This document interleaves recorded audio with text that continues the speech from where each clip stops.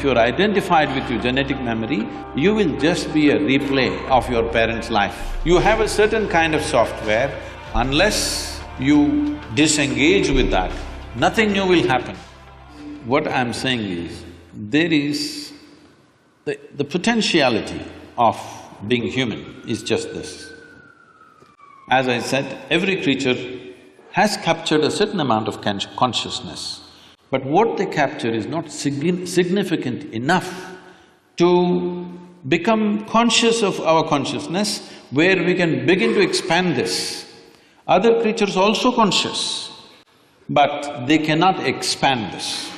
So the reason why an individual human being may feel trapped in their own limited ways is simply because they're super identified with their memory. So one of the first steps in yoga is always this, that you start identifying with your ignorance, never with your knowledge. Because your knowledge, it doesn't matter how vast it is a minuscule in this cosmos. But our ignorance is boundless. Right. That's right. That's for sure. So to blow the maximum bubble that you want, first and foremost thing is you do not identify with your knowledge. That means you do not identify with your accumulated memory. Accumulated memory on a superficial level may be just what I learned, but on a deeper level, it is my genetics, it is my evolutionary memory, it is all the different dimensions of memory. So one fundamental thing we do, which is something which would be very interesting for doctors like you to study, is we do certain things with people so they become free from their genetic memory as far as possible. Except for the physiological factors, we want them to be released from their parentage. This is the purpose. The entire Eastern cultures were focused on this, now it's all messed up, people have forgotten this. Otherwise, one thing is, we are always seeing how to distance ourselves from the genetic memory, because we saw that if you're identified with your genetic memory, you will just be a replay of your parents' life. You will not be a fresh life. If you want to be a genuinely fresh possibility, you have to distance yourself. There are many types of processes through which we distance ourselves from genetic memory. You must see this, it's so dramatic in the sense, in 24 hours' time, the human being changes completely, the very way they think, feel, understand and perceive life. With some of them, even their facial features will change. Suddenly they look different within 24 hours' time.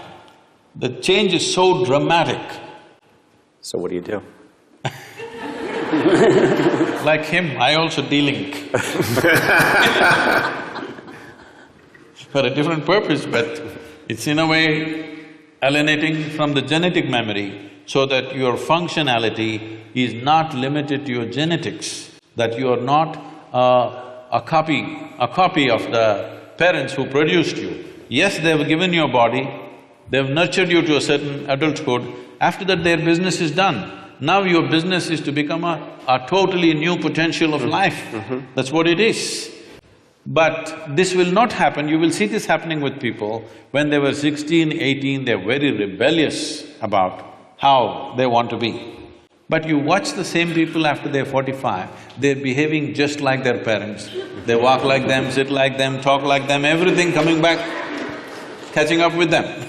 Because the genetic memory overpowers the initial desire and exuberance of youth. Once it begins to recede, you will see you start behaving just like your parents, because the genetic memory overpowers you. So one of the first fundamental things that if one is striving towards becoming more conscious is to distance yourself from your genetic memory. If that doesn't happen, the power of this memory is not simple. To put it very simply, in today's world it's easy to explain because it's your software. It's not the brand of the computer that you're using which decides what happens on the screen. It's your software. What is the software? That's how it functions. So your memory is software. You have a certain kind of software, unless you disengage with that, nothing new will happen. You try whichever way you want, the same things will happen. Over and over again, the same things will happen. When same things happen, slowly, this is not a conscious process, but it's happened to nearly 98% of the human population.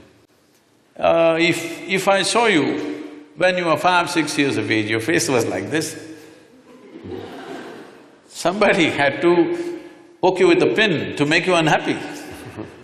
Now somebody has to make you happy. It's a real task. Because the exuberance of life has sank because of the repetitiveness of memory.